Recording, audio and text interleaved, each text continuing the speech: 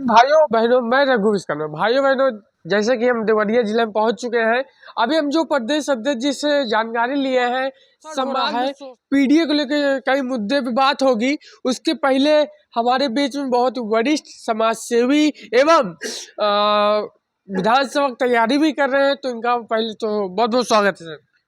बहुत बहुत स्वागत है सर आप लोगों का। और अच्छा सर, जिस तरह आज शोषण समाज में हो रहा है पिछड़ी जातियों के ऊपर, जैसे कि अभी चंदौली जिला में अभी हाल ही घटना हुआ है चंदौली में। इसका मुख्य कारण है जो हमारे पिछड़े वर्ग को, सूचित जातियों को न जागना।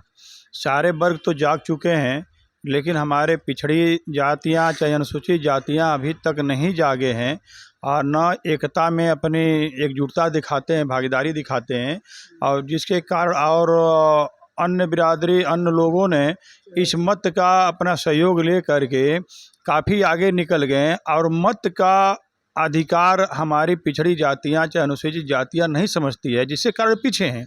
और बाकी जो अन्य समाज जातियां जो भी हैं इस बात को जानती हैं और उसका मत का अधिकार जानती हैं, जिससे सब क्षेत्रों में कोर्ट से लेकर कचहरी से लेकर के राजनीतिक पार्टियां और भागीदारी में ये सामान्य जातियां ज़्यादा करके हावी रहती हैं।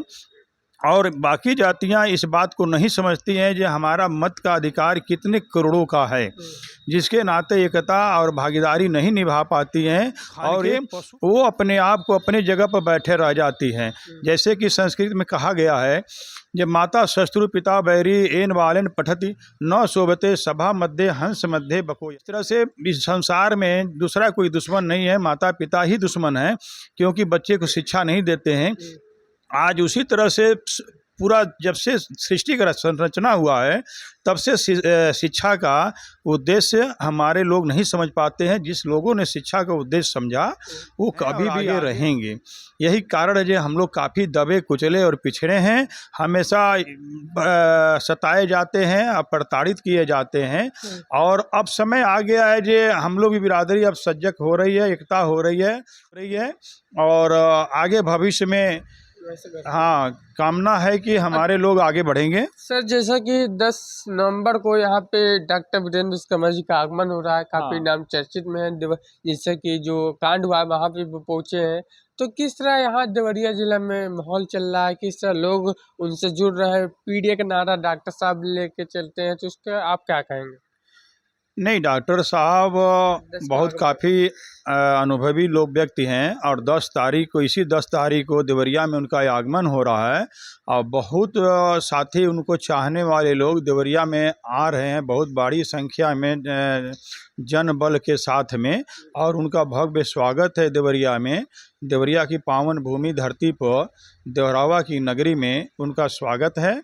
और डॉक्टर साहब बहुत अच्छे आदमी हैं और बहुत कर्मशील व्यक्ति हैं। हम लोग तरफ से उनका बहुत बहुत स्वागत है, हार्दिक अभिनंदन है। सर जी, आप बात करेंगे पीडीए का नारा, समाजवादी पार्टी भी लगा रही है पीडीए का नारा, लेकिन क्या धरातल पे पीडीए का नारा एक कम लोग भी पीडीए का नारा लगा रहे हैं? जो अभी 29 सितंबर का पीडीए का पिछड़ा दलित अल्पसंख्यक विशाल जनसभा था, उस उद्देश्य से क्या पिछड़ी जातियों को क्या समाजवादी पार्टी अधिकार नहीं दे पा रही है, इसलिए आप लोग पीडीए का नारा लगाए? सर, इस उपलक्ष्य में क्या कहेंगे?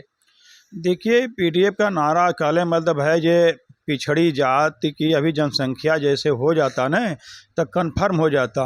अब पिछड़ी जात सबसे ज़्यादा जनसंख्या में है। पिछड़ी जात सिर्फ एक ही वर्ग और विशेष को मिल रहा है और सबको नहीं मिल रहा है।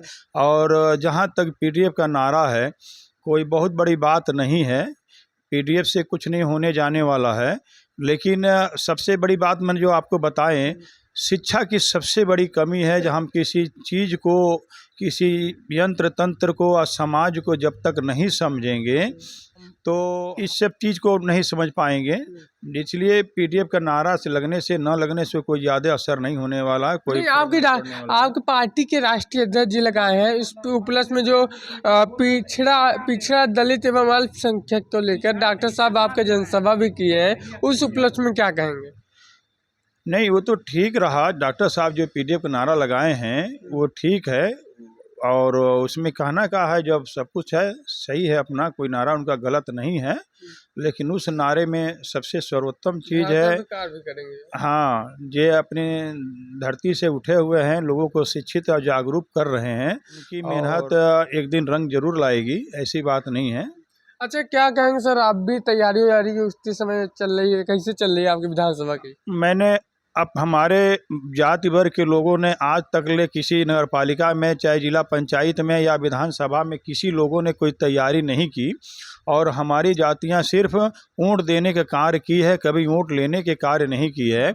और अपने विशेष वर्ग को देखते हुए मैंने ये सोचा हूँ, भले जीते चाहे हारे, हमको ये गिनती गिनानी है, ये दिखानी है कि हमारे कुल कितने लोग हैं। और हमको आशा है जे हमारे लोग हमको पूर्ण रूप से चाहेंगे और वोट देंगे और विजयी घोषित होना है। और विकास के कार्य में सबसे बड़ी बात, जब जीतने के बाद मेरी तीन ही मुद्दा रहेगी, शिक्षा, न्याय और चिकित्सा। ये तीनों चीज़ हम विशेष जोड़ देंगे और यही चाहेंगे जो हमारे लोग एकत्रित हों, एक हों, इकट्ठित हों, संगठित हों, अपने चीज़ को आगे बढ़ने की कोशिश करें। अभी तक ले दूसरे को मत देते आए हैं, अब ये मत, कीमती मत किसी को नहीं देना है, कीमती मत अपने आप को ही समेटना है और आगे बढ़ते रहना है। जैसा ये सर का उद्देश्य है, देवरिया जिले में विधानसभा, कौन सा विधानसभा सर लड़ेंगे? बिल्कुल सर, विधानसभा का सीट इस बार देवरिया में 337 विधानसभा देवरिया में इस बार चुनाव लड़ने की पूरी तैयारी है। और हमारे लोग भी चाहने वाले हमें उत्तेजित कर रहे हैं और प्रोत्साहित कर रहे हैं जे आप चुनाव लड़िए, हम लोग आपके साथ हैं। और भी हमारे वर्ग के कोई लोग और भी लड़ना चाहेंगे तो हम उनका स्वागत करते हैं। यदि नहीं लड़ते हैं तो वो अपने इस कीमती मत को कहीं जाने मत दें, रखें, और ताकि भविष्य में यही असली धरोहर है, इस धरोहर को नुकसान मत करें और अपने घर और दरवाज़ा पहचानें। सर के कहने का उद्देश्य यह है कि विधानसभा की तैयारी जोर शोर से शुरू हो गई है और लोक जन सोशलिस्ट पार्टी के राष्ट्रीय अध्यक्ष माननीय डॉक्टर वीरेंद्र विश्वकर्मा जी, जो यूपी में चुनाव होगा उसमें सभी प्रत्याशी उतारेंगे। और सबसे अहम बात इन्होंने ये भी बताया कि जैसे कि डॉक्टर साहब का देवरिया में आगमन हो रहा है, उस उपलक्ष्य में जिला कार्यालय का उद्घाटन भी है। और कहीं ना कहीं जो इन्होंने कहा कि हम चुनाव लड़ने की क्यों पीडीए के करने की बात कर रहे हैं, जो पिछड़ी जातियां हैं जिनकी आवाज़ों को कोई नहीं उठाता, बल्कि अलग अलग जाति के में जो लोग बटे हैं ये बोलते हैं कि हमारी जाति को सम्मान नहीं मिल पाया है, तो वे लोग लोक जन सोशलिस्ट पार्टी में जुट जा सकते हैं। और माननीय जो यहाँ से सुरेश विश्वकर्मा जी नारा दिए हैं कि किसी हम विशेष जाति के लिए नहीं कर रहे हैं, बल्कि पिछड़ी जातियों के लिए कर रहे हैं। पी से पिछड़ा, डी से दलित एवं ए से अल्पसंख्यक, मतलब पिछड़ा, दलित एवं अल्पसंख्यक के समुदाय के लोगों को ये हक अधिकार दिलाने का काम अब जो किया जाएगा। ये बहुत ही मेन मुद्दा है और ये मुद्दे को लेकर कई राजनीतिक पार्टी भी चलती है, सत्ताकार में भी है, निभा नहीं पा रही। इस पे काफ़ी चीज़ों पे चर्चा होगा यही देवरिया जिला में। अभी 10 तारीख तक रहेंगे, तो आप सभी लोग बने रहिए इसी तरह पे चलते हैं। जय हिंद, जय भारत।